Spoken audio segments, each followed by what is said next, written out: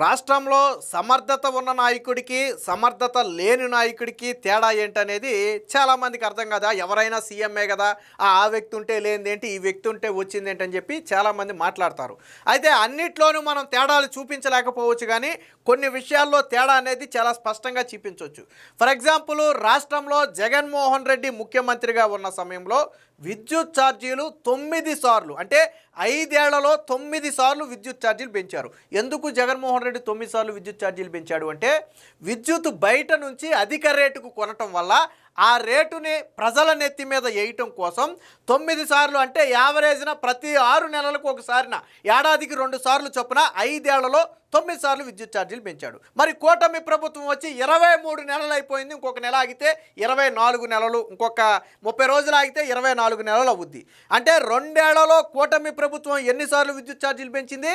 0 సార్లు విద్యుత్ ఛార్జీలు పెంచింది. అంటే ఒక్కసారి కూడా విద్యుత్ ఛార్జీ పెంచాల. అదే జగన్మోహన్ రెడ్డి మొదటి 2 ఏళ్లలో 4 సార్లు విద్యుత్ ఛార్జీలు పెంచాడు. డిఫరెన్స్ ఎక్కడనేది మీకు అర్థమైందా? రెండోది, జగన్మోహన్ రెడ్డి హయాంలో ట్రూ అప్ ఛార్జీల పేరుతో మీ విద్యుత్ బిల్లులో అదనంగా కొంత భారం పడేది, అందుకని విద్యుత్ బిల్లులు కూడా పెరిగాయి. మళ్ళీ పైగా కరెంటు బిల్లు ఎక్కువ వచ్చిన వాళ్ళకి పథకాలు కూడా కట్ చేశారు కదా. మరి కూటమి ప్రభుత్వం వచ్చిన తర్వాత ట్రూ అప్ ఛార్జీలు లేవు సరికదా అంటే, తొలిసారిగా దేశంలోనే తొలిసారిగా ట్రూ డౌన్ ఛార్జీలు కూటమి ప్రభుత్వంలో వచ్చాయి. అంటే గతంలో జగన్మోహన్ రెడ్డి అధికంగా వసూలు చేస్తే, ఇప్పుడు కూటమి ప్రభుత్వం ఏం చేసిందో తెలుసా? మీరు కాల్చుకునే ప్రతి యూనిట్లోనే ఒక 10 పైసలు 20 పైసలు తగ్గించి మీకు బిల్లులు వేసింది, పెంచి కాదు. అంటే మీరు ఒక 100 యూనిట్లు వాడుకుంటే 100 యూనిట్లకు ఒక 20 పైసలు చొప్పున అసలు రేటులో ఆ 20 పైసలు చొప్పున 100 యూనిట్లకి తగ్గించి మీకు బిల్లు వేస్తున్నారు. దాదాపుగా 4,500 కోట్ల రూపాయలు ట్రూ డౌన్ ఛార్జీల పేరుతో తిరిగి ప్రజలకే ఇచ్చేస్తున్నారు. అక్కడితో ఆగలేదు. జగన్మోహన్ రెడ్డి దిగిపోయే నాటికి ఒక యూనిట్ ధర ₹5.45. మరి ఇప్పుడు ఒక యూనిట్ ధర ₹4.90. అంటే ఒక యూనిట్కి దాదాపుగా 55 పైసలు తగ్గింది. మీకు వినడానికి చిన్నగా ఉంటుంది. ఒక యూనిట్కి 55 పైసలు అనేది చాలా చిన్నగా కనపడుద్ది, కానీ మీరు 100 యూనిట్లు కాలితే ₹50 ఆల్రెడీ ఆ బిల్లులో సేవ్ అవుద్ది, అది పక్కన పెట్టండి. కానీ రాష్ట్ర ప్రభుత్వానికి అది ఎంత అవుద్దో తెలుసా? 4,400 కోట్ల రూపాయలు సేవ్ అయింది. యూనిట్ ₹5.45 నుంచి ₹4.90 తీసుకురావటం వల్ల రాష్ట్ర ప్రభుత్వానికి సేవ్ అయిన మొత్తం ఎంతో తెలుసా? 4,400 కోట్ల రూపాయలు. అంటే ఒక్కసారి విద్యుత్ ఛార్జీ పెంచలేదు, ఒక్క పైసా ట్రూ అప్ ఛార్జీలు వేయలేదు మీకు. అలాగే ఇప్పుడు విద్యుత్ యూనిట్ రేట్లు కూడా తగ్గించి మీకు మరింత భారం తగ్గిస్తున్నారు. విద్యుత్ రేట్లో మరింత భారం తగ్గిస్తున్నారు. వాస్తవానికి కూటమి ప్రభుత్వం వచ్చిన తర్వాత విద్యుత్ బిల్లులు పెరిగాయని ఎవరూ మాట్లాడాలి. ఎందుకు మాట్లాడలేదు అంటే, ఒక్క పైసా పెంచకపోగా మీకు తగ్గించుకుంటూ వచ్చారు. సో ఇది సమర్థత ఉన్న వ్యక్తికి, సమర్థత లేని వ్యక్తికి. మరి చంద్రబాబు గారి లక్ష్యం ఏంటో తెలుసా? ఈ యూనిట్ ధరను దాదాపుగా ₹3 నుంచి ₹3.50 తగ్గించాలి, రాబోయే 10 సంవత్సరాల్లో దాన్ని సాధించాలి అనేది చంద్రబాబు గారి లక్ష్యం. వాస్తవానికి కూటమి ప్రభుత్వం అధికారంలోకి వచ్చిన మొదటి 6 నెలల్లోనే ఈ ₹5.45 నుంచి ఒక 20 పైసలు తగ్గించి ₹5.25 తీసుకొచ్చింది. సో ఒక ఏడాది కాలానికి మరొక 35 పైసలు తగ్గించి మొత్తంగా 55 పైసల వరకు తగ్గించింది. ఒక టార్గెట్ పెట్టుకున్నారు. ఎందుకు అంటే, చంద్రబాబు గారు సౌర విద్యుత్కి ప్రధానంగా ఈరోజు ఇంపార్టెన్స్ ఇస్తున్నారు. ప్రజల ఇళ్లకు కూడా కేంద్రం ఇచ్చినటువంటి స్కీమ్ ఆధారంగా అందరినీ ఎడ్యుకేట్ చేసి ఈ సౌర విద్యుత్తును వినియోగించుకునే ప్రయత్నం చేపిస్తున్నారు. దాంతోపాటు రాష్ట్రానికి సౌర విద్యుత్ ప్రాజెక్టులు తీసుకొచ్చి తక్కువ ధరకు యూనిట్లు కొంటున్నారు. గతంలో మీకు గుర్తుందో లేదో, ఇదే జగన్మోహన్ రెడ్డి గతంలో కుదుర్చుకున్నటువంటి PPA ఒప్పందాలను రద్దు చేస్తే జాతీయ స్థాయిలో ఆంధ్రప్రదేశే కాదు, దేశం ఆబాసు పాలైంది. అప్పట్లో కేంద్రం హెచ్చరించింది, చంద్రబాబు గారు కుదుర్చుకున్న PPAలను టచ్ చేయొద్దు, అది ఇండస్ట్రియలిస్ట్ను దెబ్బతీస్తుంది, పరిశ్రమలు వెనక్కిపోతాయి, దేశానికి బ్యాడ్ అవుతుంది, దావోస్ లాంటి సమావేశాల్లో ఇది నిలదీస్తున్నారు అని చెప్పి కేంద్రం హెచ్చరిస్తే జగన్మోహన్ రెడ్డి అవన్నీ పెడచెవిని పెట్టి అప్పట్లో ఆ ఒప్పందాలు రద్దు చేసుకుంటే ఆ తరువాత జరిగినటువంటి పరిణామాలు మనందరికీ తెలిసిందే. సో దాని ఫలితమే 8-9 సార్లు విద్యుత్ ఛార్జీలు పెంచడం కావచ్చు, ట్రూ అప్ ఛార్జీలు కావచ్చు, ఇవన్నీ రాష్ట్ర ప్రజలు నెత్తినాయి. ఈవెన్ మొన్న కూడా దాదాపుగా రాష్ట్ర ప్రభుత్వం 20,000 కోట్లు, 15,000 నుంచి 20,000 కోట్ల రూపాయలు అదనంగా రాష్ట్ర ప్రజల నెత్తి మీద భారం వెయ్యాలి అనే చర్చకు వస్తే, ఆ మొత్తాన్ని మేము భరిస్తాం తప్ప ప్రజలకు ఒక పైసా వేయొద్దని చెప్పారు. చంద్రబాబు గారు ఎన్నికల ముందు ఇచ్చిన హామీ ఒకటే, 2019 నాకు తెలిసి విద్యుత్ ఛార్జీలు పెంచబోము, అవసరమైతే తగ్గిస్తాము అని చెప్పిన ఏకైక నేత చంద్రబాబు గారే. దేశంలో ఏ ముఖ్యమంత్రి ఇలాంటి హామీ ఇవ్వాల. చంద్రబాబు గారు 2019లో సీఎంగా ఉన్న సమయంలోనే ఆయన చెప్పాడు, ప్రజలు నమ్మలేదు, తర్వాత ఫలితం అనుభవించారు. ఇప్పుడు ఇచ్చిన మళ్ళీ 2024 ఎన్నికల సమయంలో మళ్ళీ చంద్రబాబు గారు చెప్పారు, ఎలాంటి పరిస్థితులైనా ఉండనివ్వండి, ఒక్క పైసా విద్యుత్ ఛార్జీని పెంచను, అవసరమైతే తగ్గిస్తాను అని చెప్పారు. చెప్పిన మాటకు కట్టుబడి ఈరోజు ట్రూ డౌన్ పేరుతో 4,500 కోట్లకు పైగా తిరిగి ప్రజలకే ఇచ్చే ప్రయత్నం చేస్తున్నారు.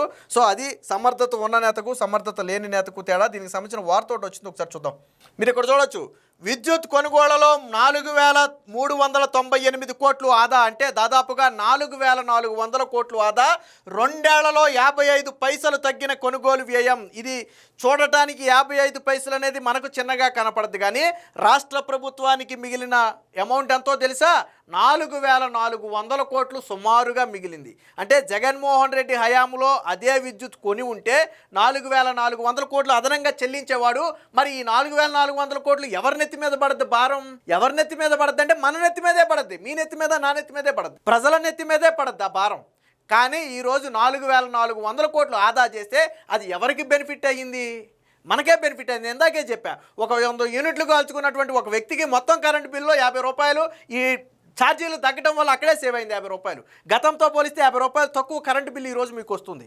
దానితో పాటు ట్రూ డౌన్ ఛార్జీల పేరుతో కొంత గవర్నమెంట్ ఇంకొద్దిగా తగ్గిస్తుంది, ఇంకొక 5-10 మీకు 5 తగ్గుతాయి. సో అది ఈరోజు కూటమి ప్రభుత్వం వచ్చిన తర్వాత కలిగిన లాభం. 2024లో యూనిట్ సగటు ధర 5 రూపాయల 45 పైసలు. 2026 మార్చి నాటికి 4 రూపాయల 90 పైసలకు తగ్గింపు. సౌర, పవన, పంపుడు స్టోరేజ్ ప్రాజెక్టులకు కూడా ప్రోత్సాహం కల్పిస్తున్నారని చెప్పారు. విద్యుత్ రంగాన్ని గాడిన పెట్టేందుకు రాష్ట్ర ప్రభుత్వం తీసుకుంటున్నటువంటి చర్యలు సత్ఫలితాలను ఇస్తున్నాయి. గత వైసీపీ ప్రభుత్వంలో అడ్డగోలుగా చేసిన విద్యుత్ కొనుగోళ్లకు కూటమి ప్రభుత్వం అధికారంలోకి వచ్చిన తర్వాత కట్టడి చేసింది.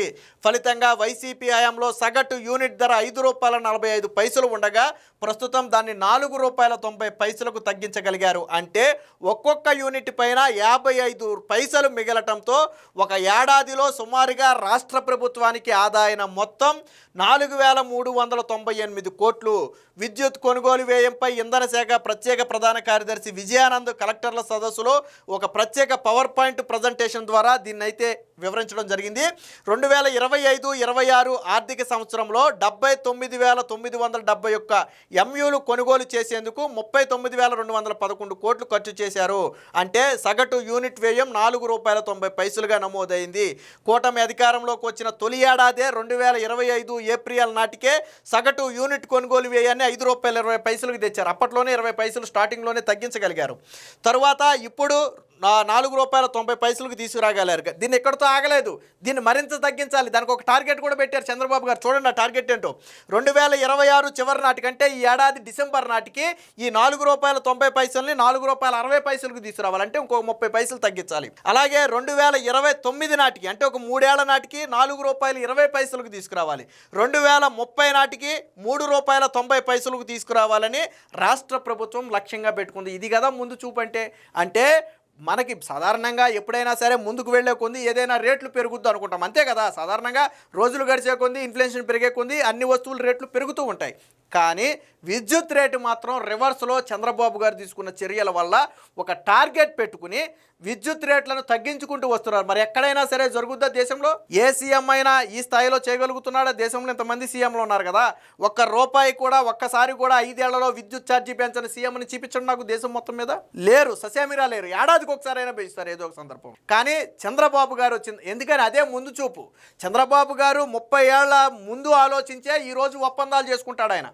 జగన్మోహన్ రెడ్డికి చంద్రబాబు గారికి ఉన్న తేడా అదే. గతంలో జగన్ ఏమన్నాడు, ఎవడైనా బుద్ధున్నోడు 30 ఏళ్లకు ఒప్పందాలు చేసుకుంటాడా? 5 ఏళ్ళు 10 ఏళ్ళు చేసుకోవాల్సిన ఒప్పందాలను 25 ఏళ్ళు 30 ఏళ్ళు చేసుకున్నాడు చంద్రబాబు నాయుడు అని చెప్పి మాట్లాడాడు. ఎందుకు చేసుకున్నాడు అంటే ఇందుకు చేసుకున్నాడు ఆయన.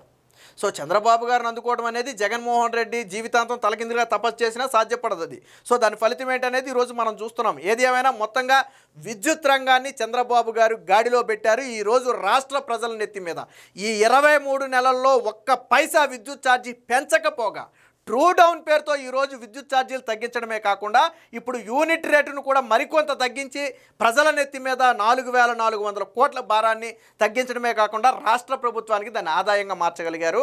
రాష్ట్రంలో రాబోయే రోజుల్లో విద్యుత్ ఛార్జీలు మరింత తగ్గబోతున్నాయి. దేశంలోని ఇతర రాష్ట్రాలన్నీ విద్యుత్ సంక్షోభాన్ని ఎదుర్కొంటుంటే మన రాష్ట్రం మాత్రం మిగులు విద్యుత్తో ముందుంది. 24 గంటలు విద్యుత్తు ఇళ్లకిస్తున్నారు, పరిశ్రమలకు ఇచ్చే కరెంటు పరిశ్రమలకు ఇస్తున్నారు, రైతులకు 9 గంటల పాటు కరెంట్ ఇస్తున్నారు. ఎక్కడా మీకు గుర్తుందో లేదో ఒక 4 ఏళ్ళో 3 ఏళ్ళో వెనక్కి జగన్మోహన్ రెడ్డి సమయంలో ఏప్రిల్ మే నెల టైంలో హాలిడే ప్రకటించారు, క్రాప్ హాలిడే ప్రకటించారు. మీకు తెలుసా, గోదావరి జిల్లాలో చరిత్రలోనే మొదటిసారిగా క్రాప్ హాలిడే ప్రకటించారు. ఎందుకని?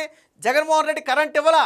గత 2 ఏళ్ల క్రితం 3 ఏళ్ల క్రితం మీరు మే నెలల్లోకి వెళ్ళి చూస్తే రైతులందరూ సబ్స్టేషన్ దగ్గర ధర్నాలు చేశారు. 9 గంటలు విద్యుత్ ఇవ్వట్లేదని ధర్నాలు చేశారు. జగన్మోహన్ రెడ్డి రైతులకు విద్యుత్ ఇవ్వలేక ఏం చేశాడు? ఈ పరిశ్రమలకు క్రాప్ హాలిడే ప్రకటించాడు, ఆ పరిశ్రమలకు పవర్ హాలిడే ప్రకటించాడు. అంటే ప్రతి పరిశ్రమకు వారంలో 2 రోజులు పవర్ కట్. ఆ పవర్ తీసుకొచ్చి రైతులకు ఇచ్చి ఏదో అడ్జస్ట్ చేసి నడిపాడు. కానీ ఈరోజు ఆ పరిస్థితి ఉందా? ఇంత మండుటెండలో కూడా ఏ రైతు నీళ్లు రాలేదని కానీ కరెంట్ ఇవ్వలేదని కానీ పంట ఎండిపోయిందని కానీ ఒక్క రైతు మాట్లాడాల. ఎక్కడా ఏ రైతు కూడా వేసవికాలంలో క్రాప్ హాలిడే ప్రకటించాల. గతానికి ఇప్పటికి ఉన్నటువంటి తేడా అది. సో చంద్రబాబు గారి పాలనకు జగన్ పాలనకు మధ్య ఉన్నటువంటి వ్యత్యాసం ఇది. ఏది ఏమైనా ఈరోజు రాష్ట్ర ప్రజలకు పూర్తి స్థాయిలో విద్యుత్తును అందించడంలో చంద్రబాబు గారు అయితే సక్సెస్ అయ్యారని చెప్పొచ్చు.